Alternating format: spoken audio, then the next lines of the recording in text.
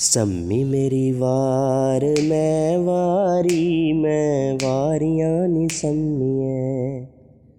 सम्मी मेरी वार मैं वारियां नी सम्मीए।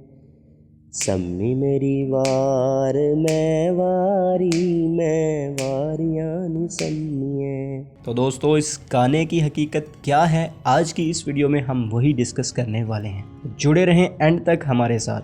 सम्मी मेरी वार मैं वारी यानी सम्मी, जिसका तर्जुमा कुछ यूं है, सम्मी मेरी बारी है मैं कुर्बान, मैं जान कुर्बान करती हूँ ऐ सम्मी। दोस्तों, अब चलते हैं इस वाक़े की हकीकत की तरफ। ये सन 1773 का वाक़या है, जब जोधपुर के राजे अभय सिंह को एक नया महल बनाने का ख्याल आया।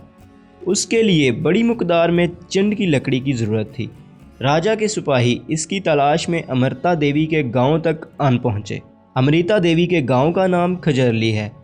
राजस्थानी में जिंड का नाम खजरली ही है। ये इलाका पूरे खित्ते में सबसे ज़्यादा सरसब्ज़ था, और होता भी कैसे ना, ये गुरु जम्भेश्वर जी के पैरोकारों का गांव था, जो अपने 29 माहौल और इंसान दोस्त असूलों की वजह से बिश्नोई कहलाते हैं। जान ले के बिश्नोई अकीदे में किसी भी जानवर का शिकार करना और कोई सरसब्ज़ दरख्त काटना ममनू है, और किसी भी हालत में इसकी कोई इजाज़त नहीं है। जैसा कि पहले अर्ज किया कि जिंड को राजस्थान में खजरली कहते हैं, सराइकी में इसे कंडा, पंजाबी में जिंड, अरब इसे गाफ के नाम से पुकारते हैं, संस्कृत और गुजराती में इसे समी कहा जाता है। अब राजा के सिपाहियों ने अमृता देवी की मौजूदगी में इस जंड यानी समी को काटने का इरादा किया, तो अमृता देवी ने इन्हें ऐसा करने से रोका। सिपाही नहीं रुके तो अमृता देवी दरख्त के तने से ये कहती हुई लिपट गई कि अगर इस दरख्त को काटना चाहते हो तो उसके लिए पहले मुझे काटना पड़ेगा, और सिपाहियों ने अमृता देवी के जिस्म को काट दिया। अमृता देवी के दरख्त के साथ कटने के बाद उनकी तीनों बेटियों आसूर, रत्नी, भागूबाई ने भी ये कहते हुए माँ की पैरवी की, सम्मी मेरी वार मैं वारी नी सम्मी है, यानी कि सम्मी अब मेरी बारी है, मैं जान कुर्बान करती हूँ, और गाँव के दरख्तों को कटाई से बचाने के लिए अपनी जानें कुर्बान कर दी। अमृता देवी और उनकी बेटियों की शहादत की खबर जंगल में आग की तरह पूरे इलाके में फैल गई, और लोगों ने अपने गाँव के दरख्तों को बचाने के लिए उनसे लिपट कर जानों का नजराना पेश करना शुरू कर दिया। जब तक राजा को खबर हुई उसकी मदाखलत से ये सिलसिला रुका, तब तक 363 लोग अपनी जानें कुर्बान कर चुके थे। तो दोस्तों, इस गीत के पीछे एक छुपा हुआ ये वाक़या है जो आपकी नज़र किया है।